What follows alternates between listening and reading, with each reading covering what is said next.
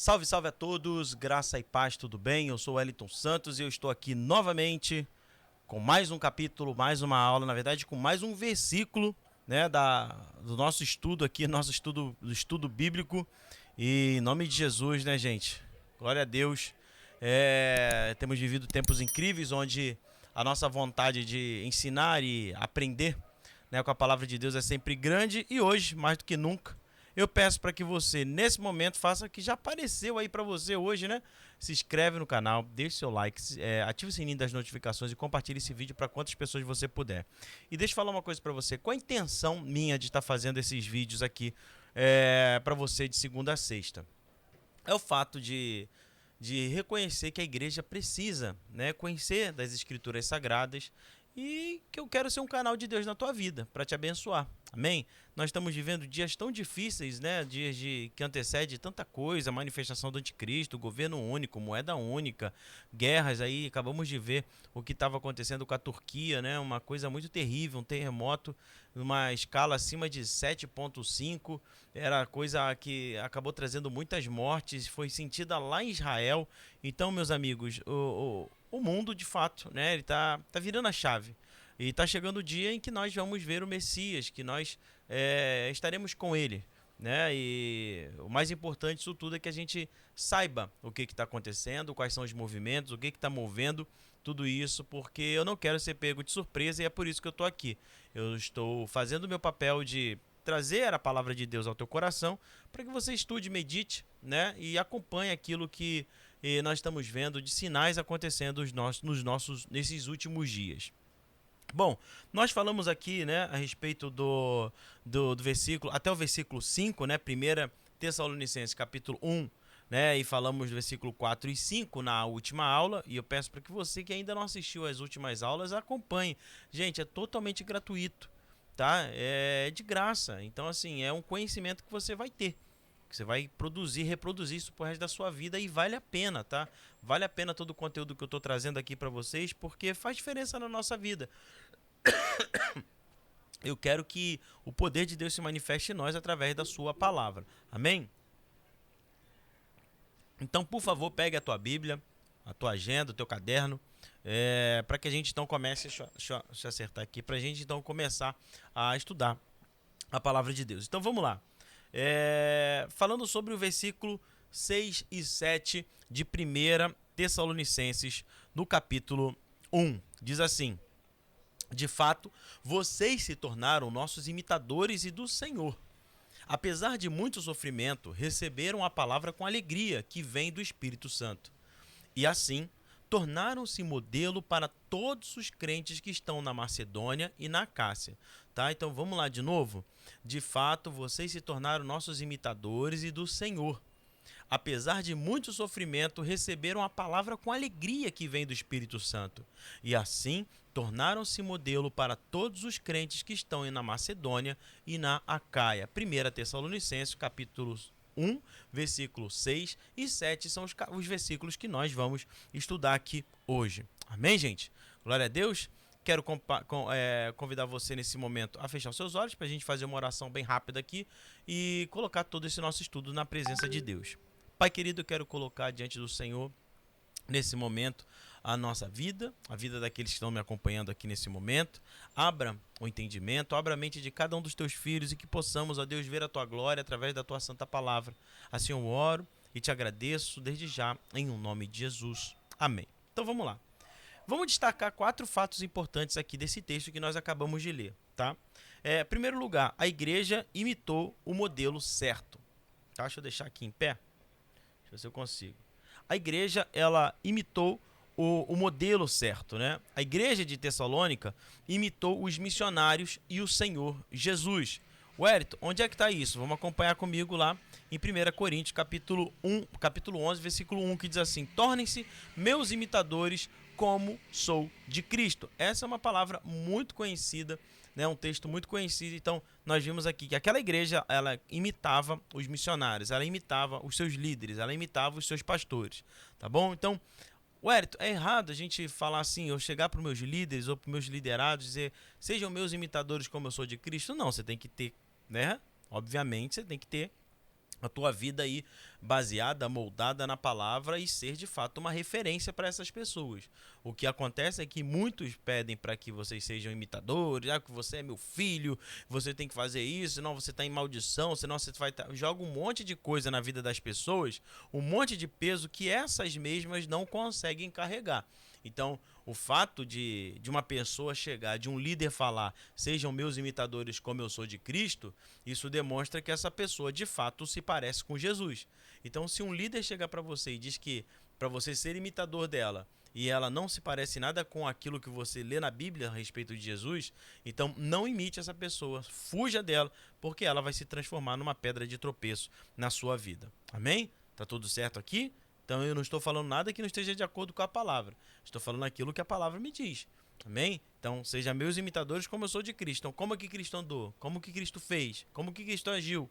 Então, nessas pessoas que se chamam ou que dizem que são seus líderes, elas te tratam de uma maneira hostil, violenta, ou sei lá o que acontece, então, ore a Deus, peça para que o Pai te dê sabedoria para que você fuja desse tipo de laço. Amém? A palavra imitadores, mimetai, tá? De onde vem a nossa palavra mímica. Então, imitadores é igual aquilo ali de mímica, né? Lembra de umas pegadinhas que tinha, de um carinha que era meio palhaço e andava, seguia a pessoa, imitava, e a pessoa, né? E todos os gestos que a pessoa fazia, aquele mímico ele fazia. Então, isso é a palavra imitar, né? Então, sejam meus imitadores, como eu sou de Cristo. Então vamos pegar aquela mímica, se Jesus faz assim, o líder faz assim e os seus liderados fazem assim. Então é a direção que Deus dá, tá bom? É o líder que segue o padrão de Cristo, não segue o seu próprio padrão, tá? Então ela descreve alguém que imita outra pessoa, como eu falei aqui, particularmente para seguir seu exemplo ou ensino.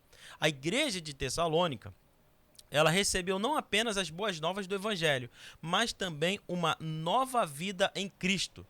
Ela abraçou não apenas informação, mas também transformação. Ela possuía não apenas uma boa teologia, mas também uma nova ética.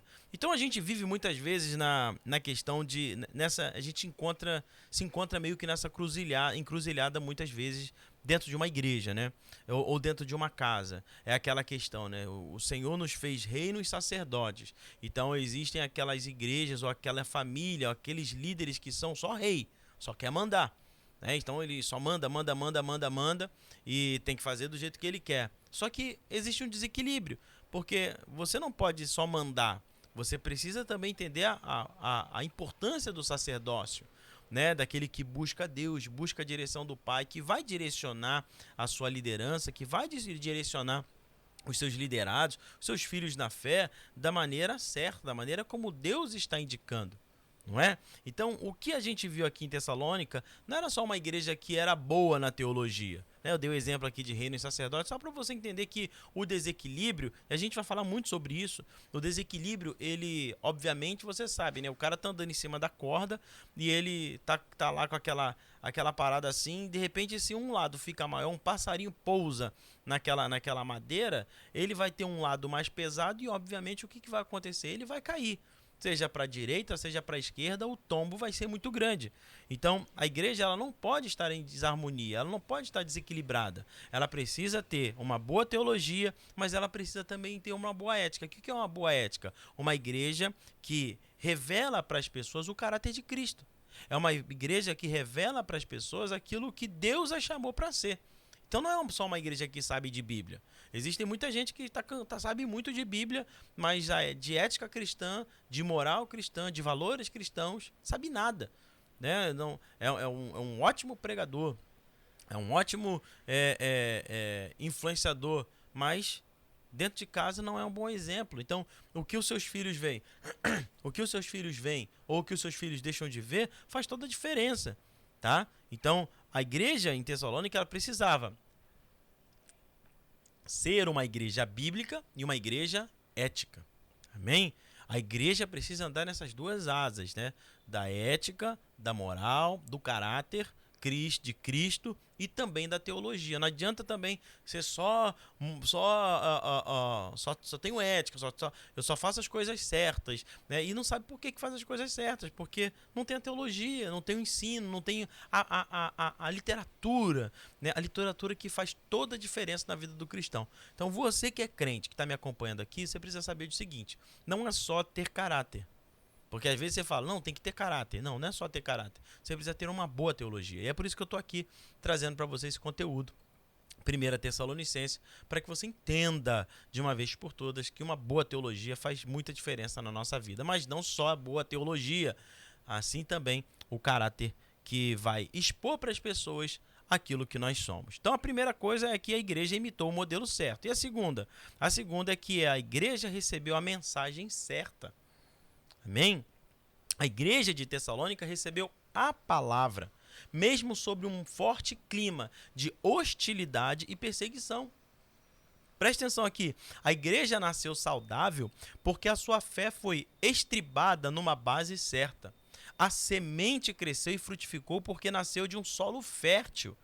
Hoje, muitas igrejas nascem doentes porque recebem palavras de homens e não a palavra de Deus. Ou seja, é aquilo que eu falei para vocês agora, né? É a lei, é a ordem, tem que prestar continência, tem que obedecer 100%.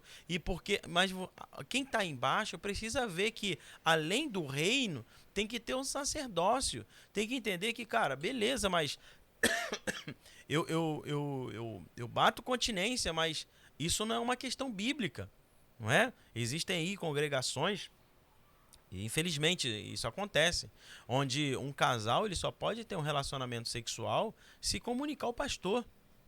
Gente, onde é que isso está na Bíblia?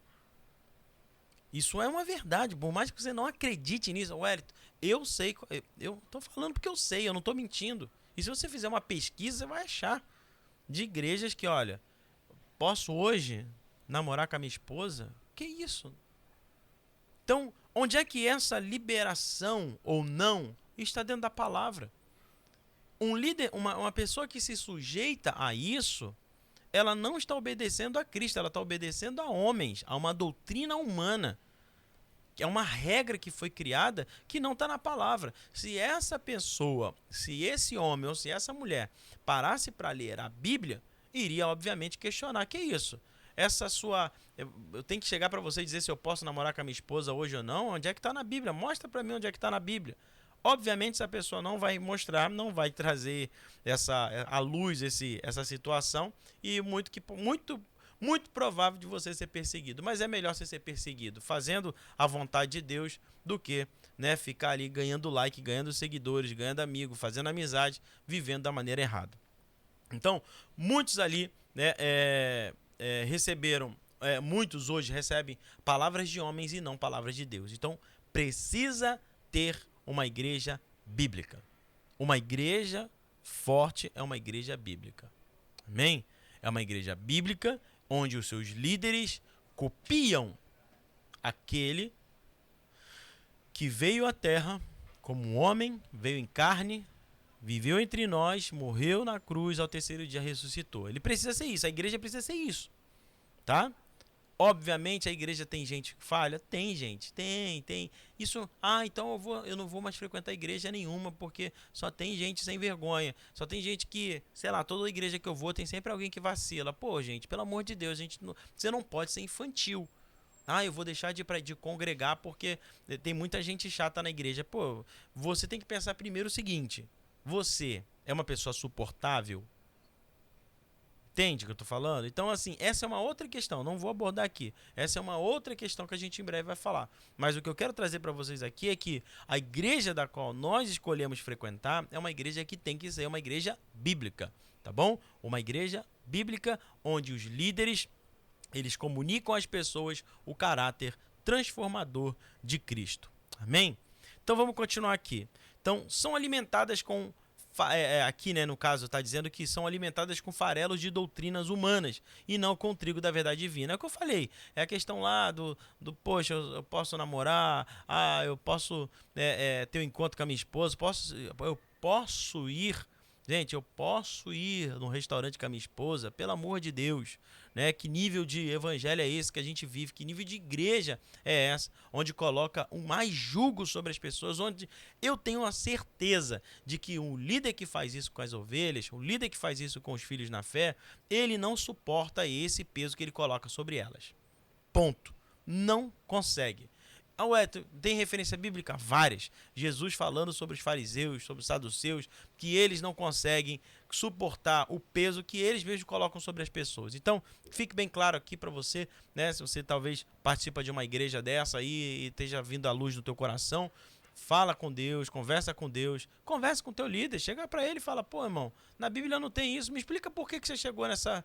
Por que você chegou nesse pensamento onde eu tenho que ter um relacionamento sexual com a minha esposa só com o teu aval, tá? Conversa numa boa, não compra briga também não. Aí é feio demais, ficar comprando briga só porque você não concorda com a pessoa. Lembre-se, gente, deixa eu falar uma coisa para vocês. Um dia falaram pra mim, a igreja X, que fica aí na televisão, que tem um canal de televisão, essa igreja tinha que falir, tinha que acabar. Nossa, porque não sei o quê, porque eles são isso, eles são aquilo outro. Gente, pensa, quantas pessoas se converteram a Jesus Cristo? Quantas pessoas conheceram Jesus através dessas igrejas? Tá? Quantas pessoas foram alcançadas por Jesus nesses lugares, que hoje não estão mais lá, estão em outras congregações. E aí? Essa igreja não faz diferença? Essa igreja pode não fazer diferença? Quem que somos nós para julgar o que é e o que não é? Entendeu? Então a gente tem que ver qual o trabalho que fez. Se você está nessa igreja, vamos supor, né, que é cheio de doutrina humana, onde se coloca sobre você um fardo. Você não conheceu a Cristo lá? Conheceu sim ou não? Agora que você conhece a verdade, sai, vai para um outro lugar. Pede a liberação da tua liderança, não é comprando briga. Não é assim, no tempo certo, gente. É Mateus, se eu não me engano, não vou lembrar agora qual é o texto, não sei se é Mateus capítulo 7, que Jesus fala, né? Deixa que no tempo certo os anjos de Deus, não vocês, vão separar o joio do trigo. Qual é a minha função aqui? A minha função é ensinar a verdade, aquilo que está na palavra de Deus. Se isso faz sentido para você, amém. Se não faz sentido, se você está bem nesse lugar... Não, Wellington, eu estou muito bem aqui porque, né, de uma forma ou de outra, eu acabo tendo paz. Se você tem paz, amém, irmão. Amém. Glória a Deus pela tua vida. Continua firme na fé. Se isso faz sentido para você, ok. Agora, se não faz, não compre briga. Saia numa boa, converse com a tua liderança, pede a bênção, sem ficar arrumando treta, sem levar ninguém da igreja, fazendo um grupinho do WhatsApp para falar mal de pastor. Isso é uma coisa horrorosa. É coisa de gente sem noção e sem caráter, tá? Então, já para por aí qualquer tipo de conversinha que vai fazer com que você ache que você tenha razão e que quer abrir o seu próprio grupinho, daqui a pouco a sua própria igreja. Não se esqueça que o pau que dá em Chico, dá também em Francisco. Não pense que se você acha que você está certo, você vai criar o teu grupo, vai abrir a tua igreja, que você vai ter as pessoas perfeitas do teu lado. Não vai ter gente que vai te trair e depois não adianta chorar, tá bom? Aí vai ter que pedir perdão para aqueles que você acabou acusando de uma série de coisas aí. Bom, vamos lá. Os púlpitos estão pobres e almas estão famintas. Existe pouco de Deus dos púlpitos e muito do homem. O evangelho da graça, como o pão nutritivo de Deus, está sendo negado ao povo e, em lugar dele, os pregadores estão dando uma sopa rala à igreja, né? Então, isso aqui é uma coisa que eu falei para vocês nas primeiras aulas, né? Falando a respeito do suco de laranja. Voltei falando do suco de laranja, né? Que você pega a laranja, você espreme ela ali no espremedor e ali você tem o suco 100% da laranja, né? Você não tem nenhuma mistura ali. Então aquilo, no exemplo que eu dei, é o evangelho de Cristo. Quando você pega o evangelho, a verdade do evangelho, nua e crua, ela é daquele jeito, né? Ela é forte, muitas vezes ela é azedo ou é forte demais, sendo um suco de limão. Independente de tudo isso, ele é o suco 100% da fruta. Só que acontece, às vezes, quando você quer, ao invés de você comprar mais laranjas para poder abençoar mais pessoas, talvez dentro da tua casa, aí você fala assim, eu vou colocar mais um pouquinho de água. Só que à medida que as pessoas vão aumentando na tua casa, você vai fazendo o quê? Vai diluindo esse suco, colocando mais água, ao ponto de uma oportunidade, esse suco 100% não tem mais gosto de suco, e aí você precisa adicionar elementos. Quais são esses elementos? Açúcar. E aí, meu amigo, vou dizer para você, o açúcar é um veneno desgraçado. Ele é gostoso? É, mas ele acaba com a nossa vida. Ele é bom? É bom demais. Mas ele destrói a gente. E aí, por que você está falando isso desse jeito? Porque muitas vezes esse evangelho diluído é gostoso, é lindo, é maravilhoso. Só que ele é nocivo para nós. Tá bom? Ele é perigoso para a igreja. Esse evangelho diluído, vamos atualizar a Bíblia. A gente pode fazer, né? Que mal tem fazer casamento de, sei lá, de 2 lápis, né? Não fazer um casamento de um lápis e um apontador, não, tem que ser 2 lápis ou 2 apontadores, né? Você tá entendendo onde eu quero chegar, né? Eu não vou falar isso para daqui a pouco também, eu já tô de Shadowban no Instagram, daqui a pouco vou estar de Shadowban aqui também no YouTube. Mas antes disso tudo, não se esqueça, gente, de se inscrever no canal, ativar o sininho das notificações e compartilhar esse vídeo para quantas pessoas você puder, tá bom? Aí você me ajuda, eu te ajudo, então estamos todo mundo junto para a glória de Deus. Então vocês entenderam, gente? Aí, olha o que acontece. Essa atualização de Bíblia, o que é? Nesses púlpitos que nós temos por aí, diluiu-se tanto o suco que se transformou num refresco.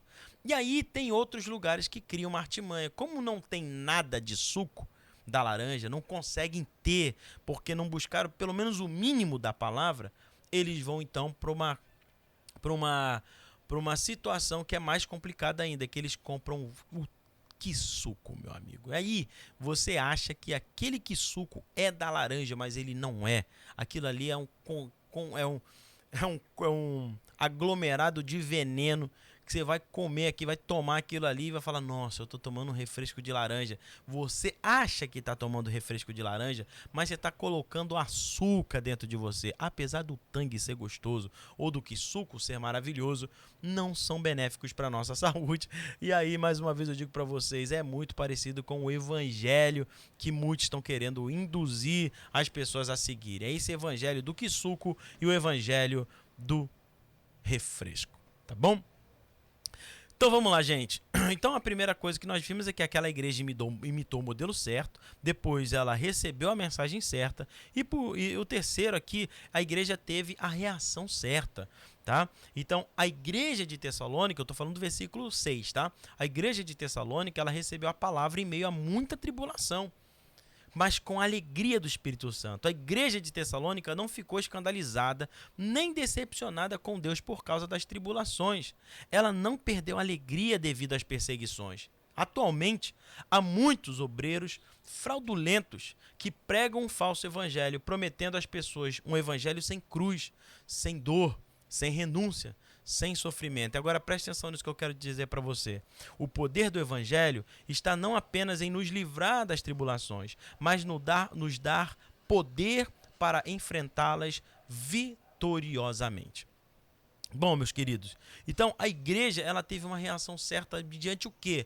As tribulações, a perseguição, aquilo que acontecia dentro e fora da igreja. Não era só muitos religiosos que estavam correndo atrás daquela igreja, daqueles convertidos, mas também existia um movimento de governo, um movimento político que tentara, né, por diversas vezes, destruir a igreja de Jesus Cristo. E aí, meus amigos, a igreja de Tessalônica ela tinha que dar uma resposta certa. E nós vimos aqui, né, deixa eu pegar para vocês mais uma vez essa última parte do versículo 6, que diz assim, ó, receberam a palavra com alegria que vem do Espírito Santo, apesar de muito sofrimento. Ou seja, eles sofriam, eles estavam sofrendo por conta da perseguição, mas ainda assim eles receberam a palavra de Deus com muita alegria. Então, meus amigos, deixa eu falar uma coisa para vocês que é importante demais.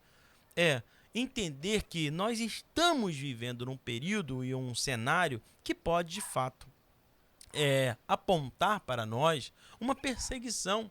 Né? E olha, isso aí não é ruim para a igreja, nós precisamos entender. Wellington, meu Deus do céu, você está falando que a gente pode viver uma perseguição no Brasil? Sim! Sim, nós podemos viver um período de perseguição, mas veja o que acontecia com aquela igreja de Tessalônica. Eles recebiam a palavra com alegria, porque eles sabiam que Deus estava cuidando deles. Eles sabiam que Deus estava ali junto com eles, que a glória de Deus se manifestava no meio deles. Entende, meus amigos? A perseguição ela não deve ser para nós um fator desanimador. Olha, até combinou. Né? Um fator que desanima, que faz com que você abandone, largue, abra mão. Não, as perseguições, as tribulações, tudo isso é para provar a nossa fé, trabalhar no nosso caráter e fazer com que a gente persevere ainda mais na palavra. Se você não entende, né? Leia depois. Tiago capítulo 1, você vai entender muito bem essa palavra que eu estou trazendo para vocês, é receber o sofrimento com alegria, porque você sabe que Deus está cuidando de você. Muitos irmãos na fé, infelizmente, desistem. Eles abrem mão da sua vida, abrem mão do seu chamado, abrem mão da sua história, porque estão passando por uma pequena perseguição. Aonde? No trabalho, na faculdade. Quantos jovens, gente, quantos jovens estão entrando na faculdade, estão abrindo mão da sua fé para viver uma série de movimentos ideológicos que não levam ninguém a nada. São movimentos de perversão, subversão, onde os valores são totalmente corrompidos, mas esses jovens, com medo de serem perseguidos, com medo de serem, cancelados, de terem uma nota baixa. Eu estou com medo de ter uma nota baixa, mas por medo de ter nota baixa, você acaba vendendo seus princípios, jogando fora tudo aquilo que você tem como verdade. Talvez aí você pense, uma nota ela vale mais do que o seu princípio, uma nota vale mais do que a sua dignidade, um like vale mais do que a sua dignidade.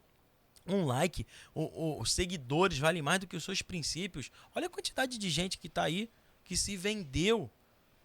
Né? A gente pode citar vários, Kleber Lucas, Leonardo Gonçalves, Priscila Alcântara, galera que se vendeu, que se entregou. Né? Aquele jovenzinho lá, o casado com a Sasha, filha da Xuxa. Se venderam. De repente o mundo deles mudou. Virou o disco. E se transformaram em pessoas que você olha e fala assim, é irreconhecível.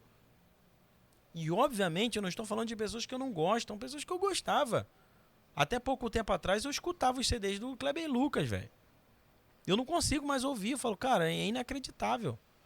É inacreditável, não faz sentido um cara falar tanta asneira daquela, né, como ele falou. Mas isso faz parte. São pessoas que... Wellington, você se surpreende com isso? Não, eu não me surpreendo. As pessoas falam assim, Wellington, você não fica surpreso com essas coisas que estão acontecendo? Não, porque isso está na palavra. Isso está na palavra. Se você ler a Bíblia, você vai ver que tudo que está acontecendo hoje faz parte. Faz parte. E aí? Você vai morrer por isso? Não. Jesus já estava avisando para a gente, já tinha alertado a gente, os profetas já tinham alertado, os apóstolos já tinham alertado, todos já tinham alertado. Então é hora da gente abrir os nossos olhos, amém? Então estou aqui para falar para você da palavra de Deus. Então fica comigo, por favor, porque nós vamos aprender demais da palavra de Deus. Então agora vamos para o versículo 7, né? E o que diz lá no versículo 7, gente? Deixa eu pegar aqui. E assim tornaram-se modelo para todos os crentes que estão na Macedônia e na Acaia. Olha aqui que interessante agora que a gente vai entrar, né? Porque aqui nós temos o quarto lugar dessas coisas que a gente está falando até então. Perdão, amigos. Os imitadores tornam-se exemplos. William Hendrickson, você vai ver que eu vou falar muito sobre ele. Gente, esse estudo que eu estou fazendo aqui é do professor Hernandes Dias Lopes, então todo o crédito vai para ele aí, tá? São livros que eu compro, que eu tenho, que eu acompanho, que eu estudo. Então, né, um grande abraço aí pro pastor, pro reverendo Hernandes Dias Lopes, né, que, né, com a sua sabedoria tem traduzido também para nós a palavra de Deus e ensinado acerca da palavra do Senhor. Então, ele coloca aqui, né? William Hendrickson assegura que quem não é imitador não pode se tornar exemplo. Quem não imita Jesus não pode ser exemplo de ninguém. E como que você percebe que uma pessoa não é imitadora de Cristo? Quando essa pessoa não lê a palavra. Quando essa pessoa não medita na palavra. Não é ler a palavra, ler. Não é ler. É meditar na palavra. É você pegar aquela palavra, aquele texto. Wellington, como que você lê a Bíblia? Gente, eu vou falar para vocês porque é muito importante, né? E tem pessoas que conseguem ler 4, 5, 6 versículos, 7, 10, 15 versículos num dia só. Eu não consigo e eu não faço dessa forma. Primeiro que eu não gosto. Segundo, que eu tenho meus métodos de estudo. Quais são os meus métodos de estudo? Capítulo por capítulo. Então eu pego um capítulo, eu leio aquele capítulo, eu marco, eu separo, eu pego os textos que são importantes para mim, e aí sempre acompanhado de um comentário bíblico. Então, eu poderia estar lendo 15, 20 capítulos, mas eu leio um capítulo e nele eu leio o comentário, os comentários bíblicos, eu faço estudo do porquê que aconteceu aquilo tudo, e o tempo que eu gasto estudando é o mesmo tempo, talvez, de uma pessoa que lê 7, 8, 9, 10 capítulos de uma vez só. Então, então quem faz isso está errado? Não, não tá, eu não estou dizendo que está errado. Cada um tem o seu método. Amém? Cada um cria o seu método. Eu, assim, capítulo por capítulo, é muito difícil você, né, ler a Bíblia toda num ano. Mas, pelo menos, eu consigo captar toda a mensagem que aquele capítulo traz para mim. Tá? E isso é importante para mim.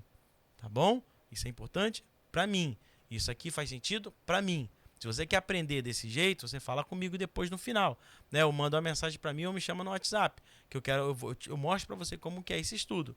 Mas se você lê a Bíblia e medita, consegue fazer isso com 10, 15 capítulos, meu amigo, faça. Faça. O mais importante é fazer, tá bom? Então aqui eles se tornaram um exemplo, né? Os missionários, os líderes, eles se transformaram em exemplo para aquela igreja e viraram modelo. O que é modelo? Muito se fala hoje, né, sobre modelar. O que é modelar? É você pegar um personagem, pegar um indivíduo, alguém do qual você se identifica e começar a copiar o jeito daquela pessoa. Você pega aquilo que ela lê, a maneira como ela fala, a roupa que ela usa. E aí as pessoas vão falar assim, nossa, você parece com fulano. E aí você percebe que está muito igual àquela pessoa porque você modelou o jeito de falar, de pentear o cabelo, né? Caso se você for careca e a pessoa for cabeluda, sei lá como é que você vai fazer. Mas enfim, o importante aqui é que modelar é as pessoas olharem para você e para a pessoa que você modelou e não ver quase diferença nenhuma, porque você se transformou numa cópia daquela pessoa, tá bom? Numa cópia no bom sentido, onde você sabe que você tem as suas qualidades que às vezes a pessoa que você está modelando não tem. Mas o que você está modelando é exatamente aquilo que muitas vezes você não tem, entende? Então, cara, isso é muito importante. E aí você fala de perfil também, do perfil de comportamento das pessoas, uma outra área que eu tenho formação. E quando você modela alguém, é porque muitas vezes é alguém que é muito, muito parecido com você, mas que tem coisas a mais do que você quer aprender, ou alguém que é totalmente diferente. E você modela porque você quer estar igualzinho àquela pessoa, tá? Mas sem perder a tua essência. Eu falo isso porque eu já modelei muitas pessoas, né? Eu faço isso assim quase que sempre, né? Eu tenho uma maneira muito rápida de pegar, principalmente pessoas que eu me identifico muito. E tá certo. Eu sei que eu não sou aquela pessoa, não serei aquela pessoa, mas pelo menos eu vou transmitir da mesma forma como aquela pessoa faz, tá bom? Com graça, com alegria, com poder, aleluia, glória a Deus. Bom, vamos lá, gente. Então vocês viram aqui, a igreja ela se tornou um modelo certo, tá? Os crentes tessalonicenses eram a impressão de Cristo. Howard Marshall, por sua vez, diz que a palavra modelo também significa um molde ou a impressão feita por um carimbo. No sentido de exemplo, pode significar não apenas um exemplo que os outros devem seguir, como também um padrão que os influencia. Então, um líder, aí eu quero falar para você que é líder, tá? Você que é líder na sua igreja, um líder de célula, um pastor, um líder no seu trabalho, um gerente. Um líder é aquele que as pessoas vão olhar e vão modelar e vão aqui vão ser a sua impressão, a sua cópia, tá? E um líder ele transfere para aquelas pessoas, para os seus liderados, um padrão. Um padrão. E é muito engraçado porque eu faço parte da igreja Bola de Neve, né? E uma das particularidades dessa igreja que eu aprendi com o tempo é que é uma igreja que ela não é uma igreja que é assim, ela é linear, tá? E isso não quer dizer que ela é melhor do que ninguém, pelo amor de Deus, tá? Não é melhor do que ninguém, nós somos parte da mesma família, do mesmo corpo. Guardem isso. Mas eu tô falando porque eu faço parte da igreja. E aí, ela é uma igreja que é assim, cada igreja tem a cara do pastor, cara. É mó barato. Então, assim, ela é uma igreja que você olha para as pessoas, muitas vezes você vê que elas são muito parecidas com os seus líderes. E é muito legal isso, é muito bacana, porque você vê que o líder ele trouxe um modelo. Não quer dizer que as pessoas estão em pecado porque estão endeusando o líder. Não, pelo amor de Deus, gente. Isso é bom. Isso é bom. Isso não é pecado, isso não é do demônio. Isso é porque as pessoas estão ali seguindo um padrão do qual elas estão vendo e observando e acreditando ser aquele padrão bíblico. Lembrando sempre, né? Observando se é uma igreja bíblica e se é uma igreja onde o líder parece com Cristo, tem caráter, né? Então, eu falo isso porque é uma das exigências que o mínimo que todos nós deveríamos fazer como cristão.